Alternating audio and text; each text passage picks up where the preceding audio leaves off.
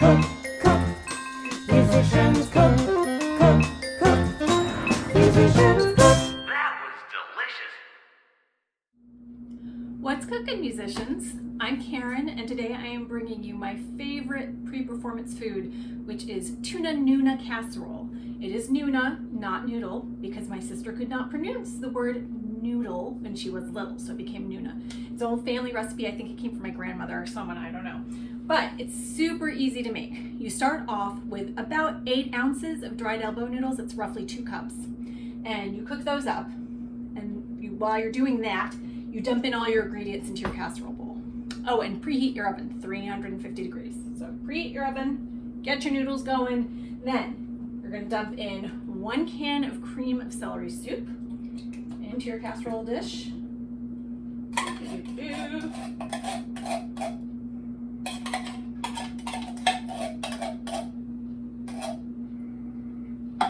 One small can of drained tuna. I prefer the tuna in water, but that's really up to you. If you like the tuna in oil, it's fine.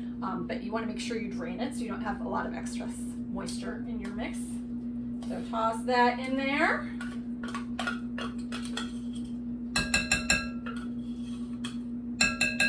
Then you've got a 1/4 cup of milk. That goes into your mix. And a 1/2 cup of peas. You can leave these out, but I like having the extra vegetable in there. So I toss those in. And then you're just gonna stir that up so it all blends really well together. And if the tuna's all chunky, you can break up the chunks of the tuna. But you wanna get a nice mix. Now I cooked my noodles ahead, so you wouldn't have to wait for me to cook my noodles because it takes 8 minutes. Just follow the directions on the box. So I'm gonna dump these in here, and you just make sure everything is well coated. So let's get that.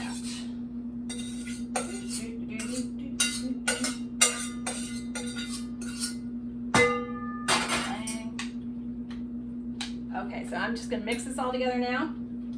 Now, the original family recipe calls for Ritz crackers, and when I was a kid, I swear the only reason I ate it was for those crackers with butter then put on top of them. I tend not to keep Ritz crackers in the house, so I have substituted just Italian style breadcrumbs, and then I just hit them with a little oil, and I'll do that in a second. So just want to get everything nicely mixed. That looks pretty good. All right, and I like to make it all smooth and even on the top. So then just a very light coating of breadcrumbs. You don't need much, just enough to keep the moisture in the dish. You can even forego the breadcrumbs completely and put a casserole lid on if you don't want to do the breadcrumbs, that's fine.